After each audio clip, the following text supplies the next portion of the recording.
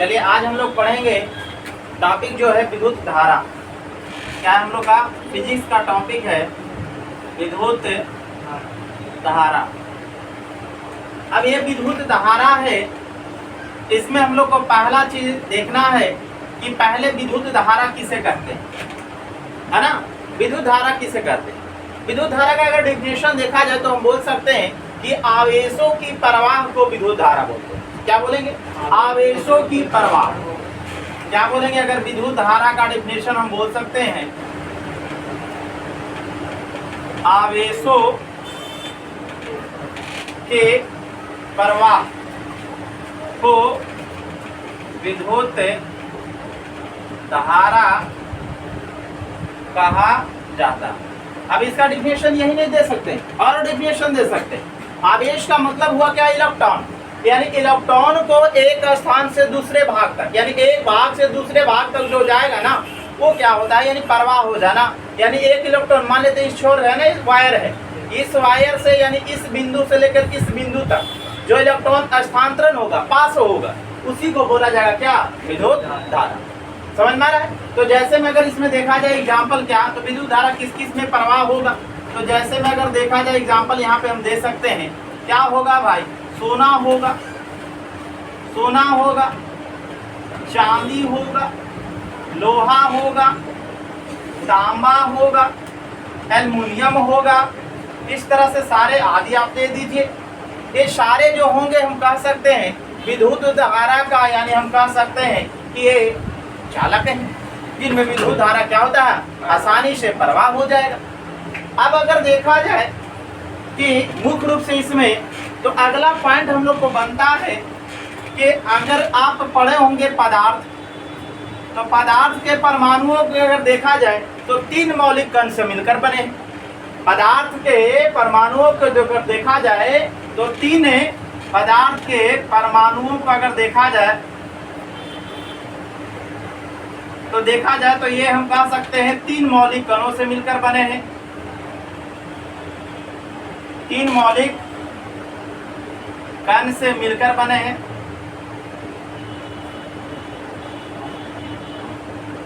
जिनमें आएगा कौन भाई? तो हम लोग को आएगा पहला, जिसको बोलते हैं प्रोटॉन, दूसरा हो जाएगा न्यूट्रॉन, और तीसरा हो जाएगा इलेक्ट्रॉन हम बोलेंगे। ये 3 चीज से होता है। अब बात आता है कि ये प्रोटॉन न्यूट्रॉन क्या होता है। इसका मैं एक तरीका भी बताया था जी, याद करने का तरीका। इसका डिस्कवरी भी मैंने बताया था, ईट पर नाच, है ना।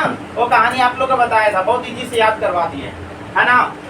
चलिए, तो यहाँ पे अगर देखा जाए तो मुख्य रूप से प्रोटॉन और न्यूट्रॉन की जो बात कहा जाए वो क्या होता है, तो देख लीजिए। ये जो होता है नाभिक, नाभिक के अंदर होते हैं,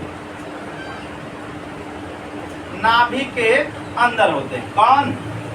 प्रोटॉन और न्यूट्रॉन। लेकिन ये क्या होता है? इलेक्ट्रॉन जो होता है इनके चारों ओर क्या लगाता है भाई? चक्कर लगाता है। चारों ओर ये क्या करता है? चक्कर लगाते रहता है। कौन?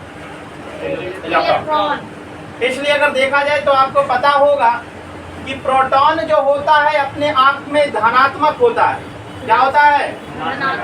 धनात्मक, जिसको हम लोग बोलते हैं पॉजिटिव। और ये हो जाता है न्यूट्रॉन, जिसको बोलते हैं न्यूट्रल।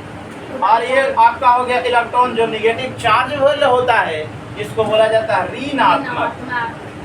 क्या बोला जाता है? ऋणात्मक बोला जाता है, दैट मीन्स निगेटिव। समझ में आया?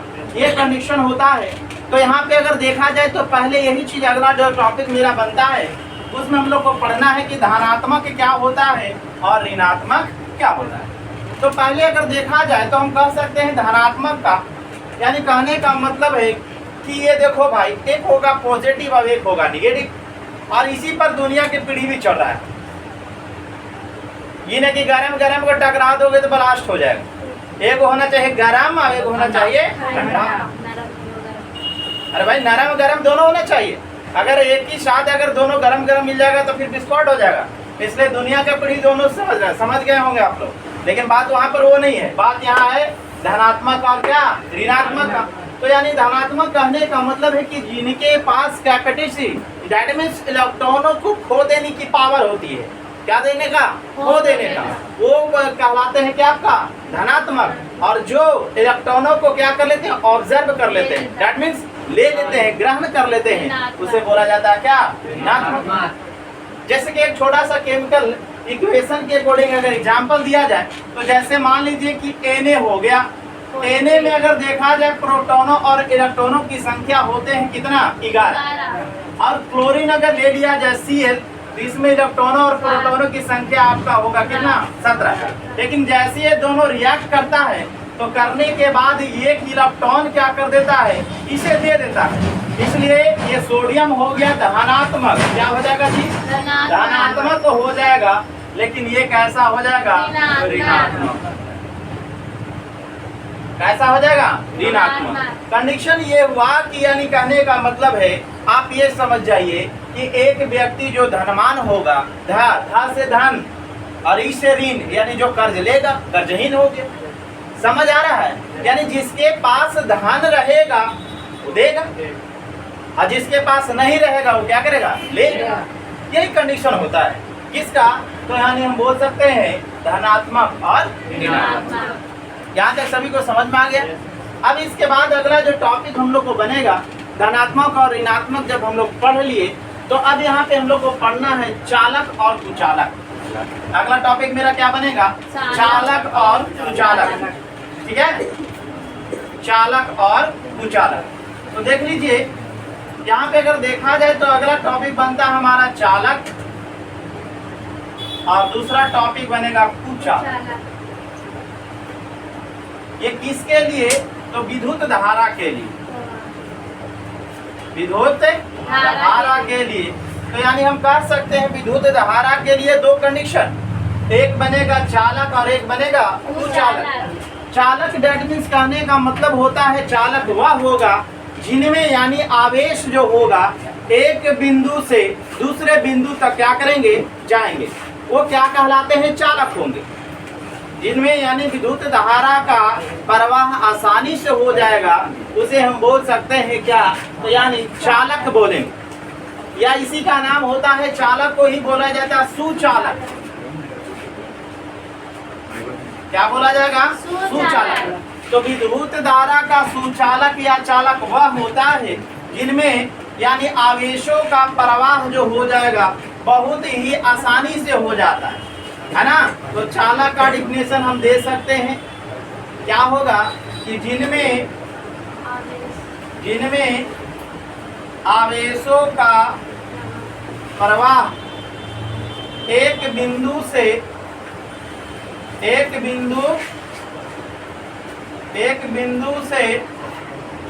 दूसरे बिंदु तक आसानी से होता है उसे हम क्या बोलेंगे जी, उसे चालक कहते हैं। क्या कहेंगे, चालक। जैसे में अगर कोई पूछेगा कि चालक का डिफिनेशन बताइए भाई, तो हम क्या कह सकते हैं, जैसे में बोलेंगे भाई क्या, चांदी होगा, सोना होगा, कॉपर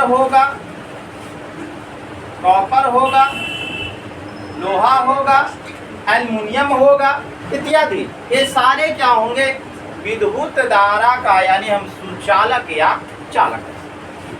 ठीक है। और कुचालक कहने का मतलब वो होता है कि जिनमें यानी आवेशों का प्रवाह नहीं हो पाता है, नहीं होगा, उसमें एक बिंदु से दूसरे बिंदु तक स्थानांतरण नहीं होगा, उसे बोला जाएगा कुचालक। जैसे एग्जाम्पल क्या होगा, तो यानी हम कह सकते हैं कुचालक का डेफिनेशन के अगर यहाँ पे देखा जाए तो यानी हम बोल सकते हैं वे पदार्थ जिनमें आवेशों का प्रवाह नहीं होता है, आवेशों का प्रवाह नहीं होता है, उसे क्या बोला जाएगा भाई, कुचालक। जैसे क्या होगा, जैसे में हम बोल सकते हैं रबड़, क्या होगा भाई, रबड़ होगा, और क्या होगा, प्लास्टिक, प्लास्टिक होगा आपका, समझ आ रहा है।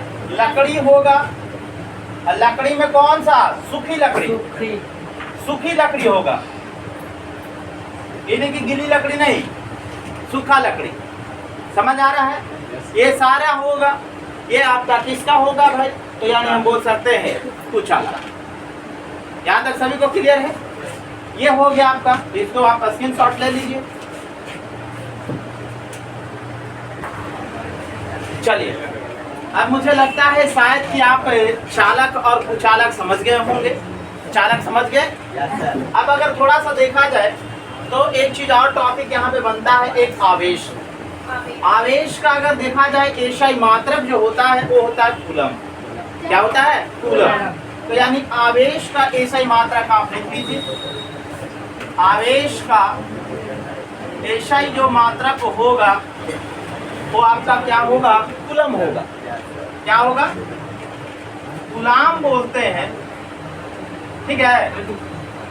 अब ये जिसको डिनोट किया जाता है किससे, सी से डिनोट किया जाएगा। किससे किया जाएगा, सी से किया जाएगा, हाँ कैपिटल सी से, और स्मॉल से निकाल कर। यहाँ तक क्लियर हो गया आप लोग को। एक टॉपिक बनता है यहाँ से, आवेश का एसआई मात्रक आपसे पूछता है, जिसको हम बोलते हैं कूलाम। क्या बोलते हैं, कूलाम। अब एक इसके बाद अगर देखा जाए कूलम जो बोला जाता है, आगे की बात अगर देखा जाए तो अगला पॉइंट हम लोग का बनता है विद्युत विभव। क्या बनता है, विद्युत विभव। तो हम लोग जानेंगे कि विद्युत विभव क्या होता है।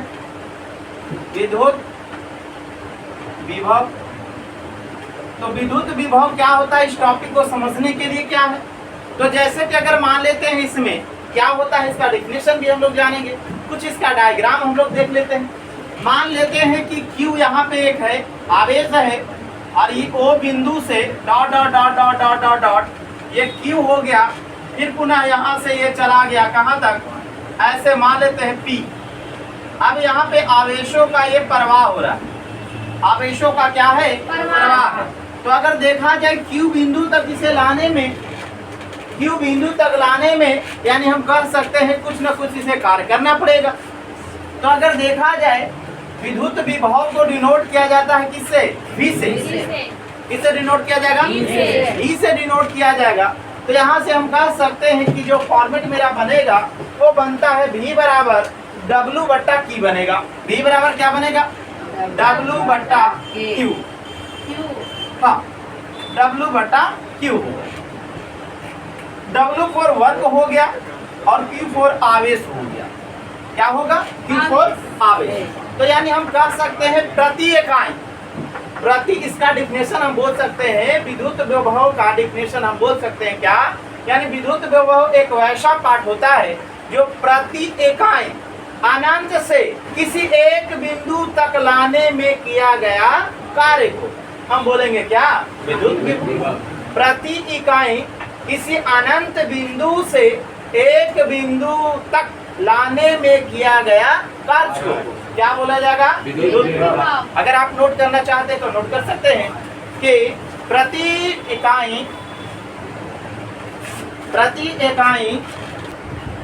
चलिए, तो यानी अगर इसमें देखा जाए विद्युत विभव का डिफिनेशन अभी मैंने बताया, यानी विद्युत विभव का डिफिनेशन ये होगा, प्रति इकाई आवेश को यानी हम कह सकते हैं अनंत से इस बिंदु तक लाने में किया गया कार्य क्या बोला जाएगा आपको, विद्युत विभव। जैसे यहाँ पे देख लीजिए, ये जो है ना Q, यानी यहाँ से अगर प्रत्याकर्षण बल से किसी बिंदु तक यहाँ तक अगर मान लेते हैं लाने में कोई तो कार्य किया जाएगा, जिसका नाम हम लोग देंगे क्या, W। क्या देंगे, W फॉर यानी वर्क हो गया। तो यानी हम बोल सकते हैं विद्युत विभव बराबर फार्मूला क्या बनेगा, तो यानी हम विद्युत विभव बराबर फार्मूला बनेगा, विद्युत विभव इक्वल टू हम बोल सकते हैं कार्य बट्टा आवेश, कार्य बट्टा आवेश, ये आपका हो गया। अब इसके बाद हम लोग जानेंगे एसआई मात्रक। क्या जानेंगे, एसआई मात्रक किसका, विद्युत विभव। तो विद्युत विभव का एसआई मात्रक निकालने के लिए क्या करेंगे, कनेक्शन यहाँ पे जानेंगे। तो चलिए यहाँ तक। अब यहाँ पे आते हैं, लिखते हैं। अब देखिए यहाँ पे थोड़ा सा मिटा देते हैं इसको और फिर से पुनः आपको लिखकर यहाँ पे दिखा देते हैं। ये क्या होगा, तो यानी हम कह सकते हैं क्या, विद्युत विभव। तो इसको अभी मैंने बताया फॉर्मूला इसके बराबर क्या होता है, कार्य बट्टा आवेश। अब देख लीजिए यहाँ पे निकालते हैं एसआई मात्रक। तो पहले हम निकाल लेंगे यहाँ क्या, कार्य का एसआई मात्रक और बट्टा में आवेश का एसआई मात्रक। तो आपको पता होगा कि कार्य का एसआई मात्रक क्या होता है, जूल होता है। क्या होता है, जूल, जिसे हम जे से सूचित करते हैं। यानी इसका अगर देखा जाए संकेत जिसको बोलते हैं हम कहेंगे क्या, जे होगा। और बाई आवेश का यानी जिसको बोला जाता है जूल, इक्वल टू आप इसको हिंदी में जूल लिख सकते हैं। और बाई इसका भी मैंने बताया कि आवेश का एसआई मात्रक देखिए यहाँ लिखे हैं, गुलाम होता है जिसको सी से डिनोट करते हैं, ये होता है। तो यानी हम बोल सकते हैं जे और बट्टा सी, ये हो गया आपका क्या, आवेश का मात्रक। यानी जूल यानी विद्युत विभव का मात्रक, यानी आपका ये हो जाएगा क्या, तो जूल बाई कूलम। क्या होगा, जूल बाई कूलम। चलिए इसको लिख लीजिए, सबसे शॉर्ट लीजिए आप। चलिए यहाँ देखोगे, अब देखिए इसमें अभी क्या होता है बच्चा, यहाँ पे जैसे कि मान लेते आपको मैंने बता दिया कि जूल बाई कूलम हो गया। अब जूल बाई प्रति कूलम को क्या होता है, वहां पे ऑप्शन रहेगा, जानते हैं क्या, वोल्ट। वोल्ट तो आप तो खोजिएगा ये भाई, जूल बाई कूलम खोजिएगा, यानी जूल प्रति सेकंड जिसको बोला जाता है। और जूल प्रति सेकंड यानी इसी का दूसरा नाम क्या है, वोल्ट। इसलिए विद्युत विभव का ऐसा मात्रक हम क्या बोल सकते हैं, वोल्ट भी बोल सकते हैं। ठीक है ना। तो ये चाहे तो ये रहेगा, नहीं तो ये रहेगा। अगर ऑप्शन ऐसा रहेगा डायरेक्ट जे प्रति कूलम, ठीक है, या इसी का दूसरा नाम क्या है, वोल्ट। तो यहाँ पे अर्थात में करके लिख लीजिए और लिखिएगा विद्युत विभव का एसआई मात्रक वोल्ट होता है। ठीक है, चलिए हो गया।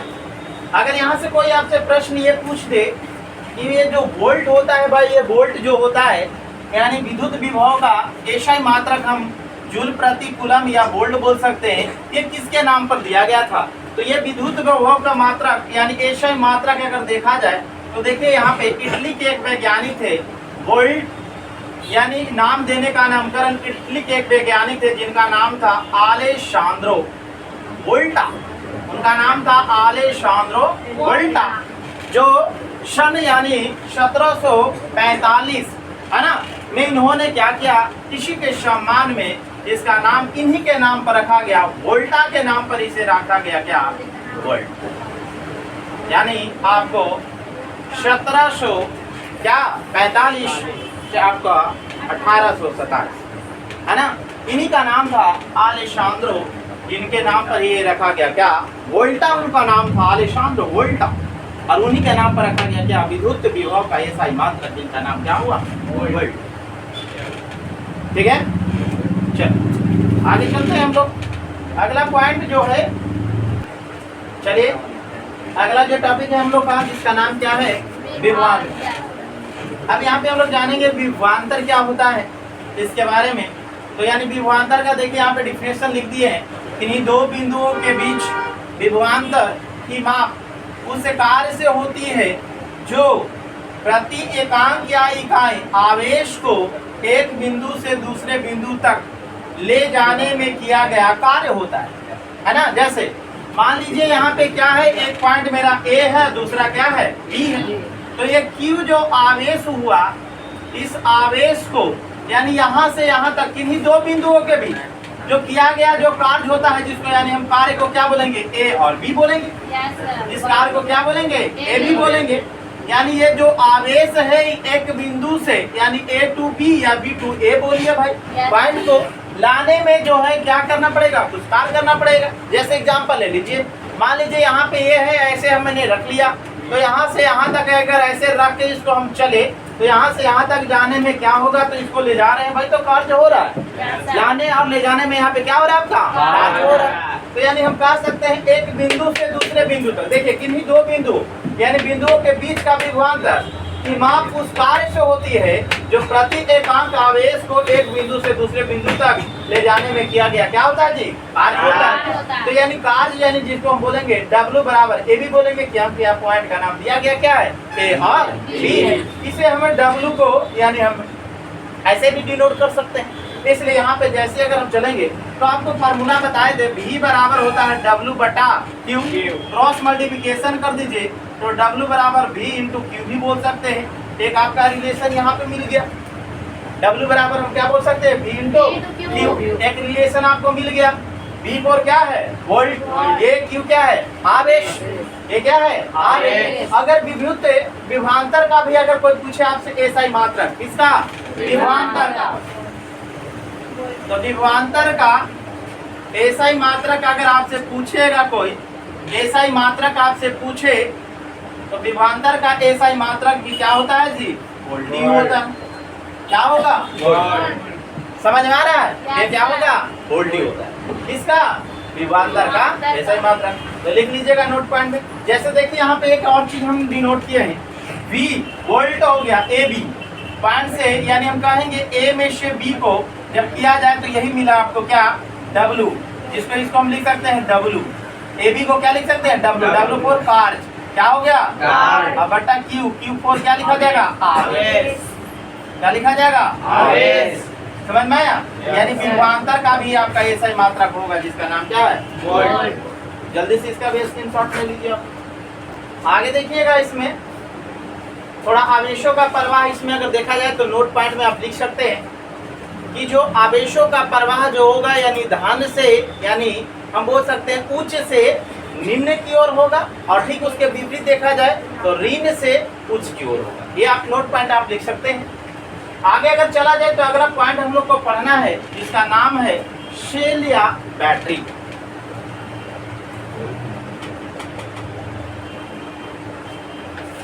शेल और बैटरी, ये क्या होता है इसके बारे में हम लोग जानेंगे। शेल और बैटरी क्या होता है, यह एक ऐसा युक्ति है जिसमें रासायनिक क्रियाओं को एक क्या करता है, यानी ऊर्जा को एक संचित करके रखने का काम करता है।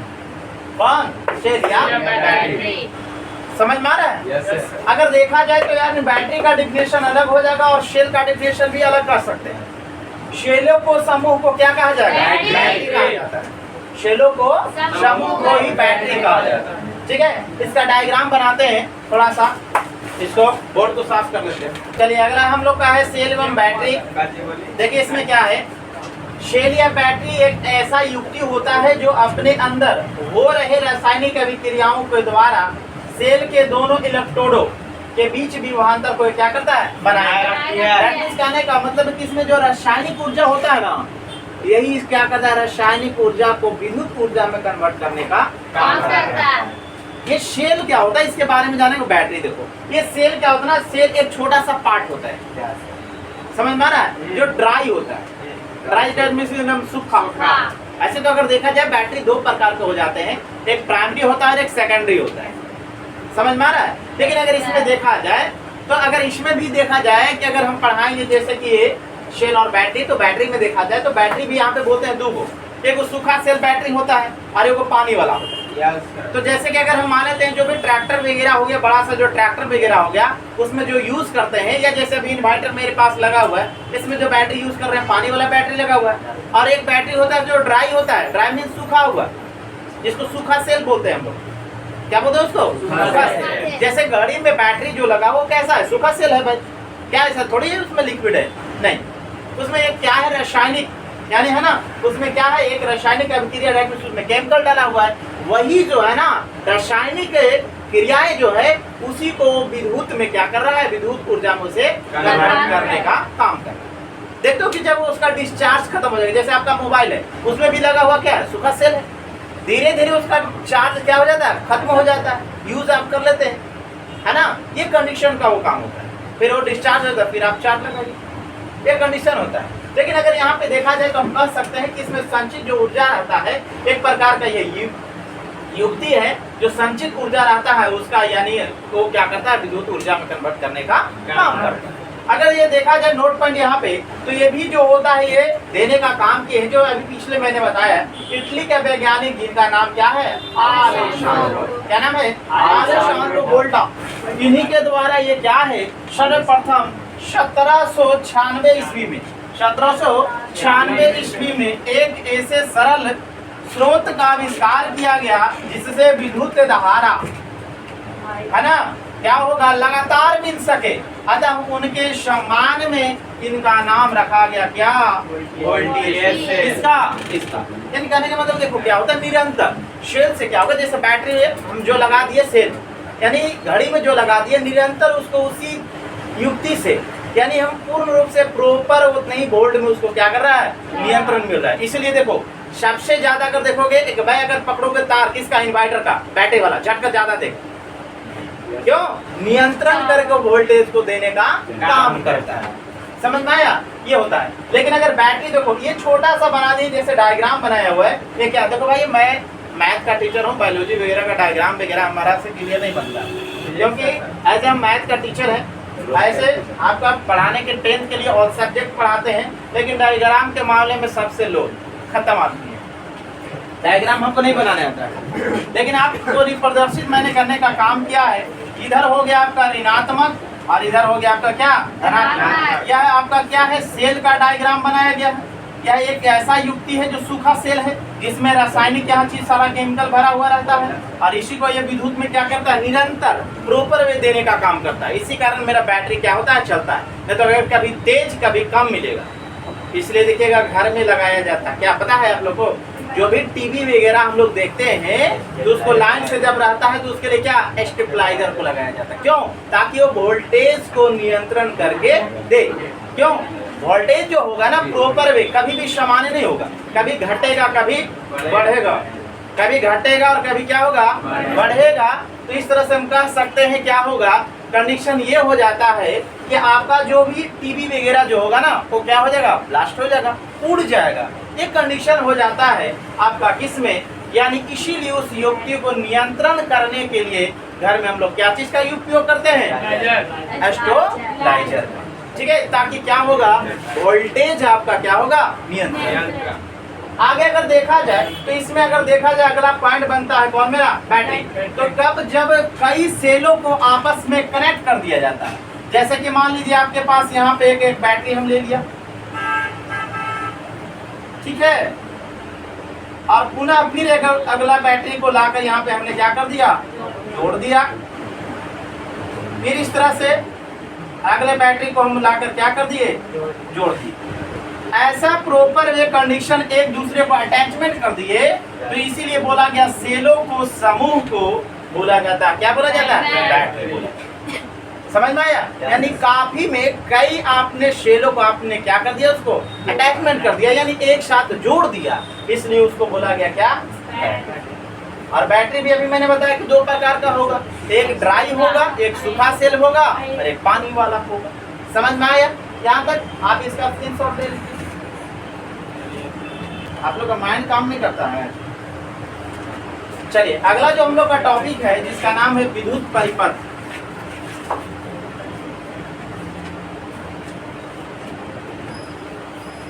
विद्युत परिपथ यानी विद्युत परिपथ कहने का मतलब क्या होता है कि जिस पथ से विद्युत धारा क्या होगा, प्रवाह होगा, उसे बोला जाएगा विद्युत परिपथ। और ये विद्युत परिपथ होता है दो प्रकार का, एक होगा क्या, एक होगा बंद परिपथ और एक होगा खुला।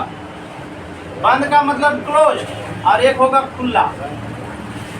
अब ध्यान रखिएगा, कभी भी बंद परिपथ में ही विद्युत धारा का परिचालन होगा। क्यों भाई, जैसे अगर इसका डायग्राम देखा जाए कि मान लेते हैं यहाँ पे एक बैटरी से इसको क्या कर दिया जाए, कनेक्ट किया जाए।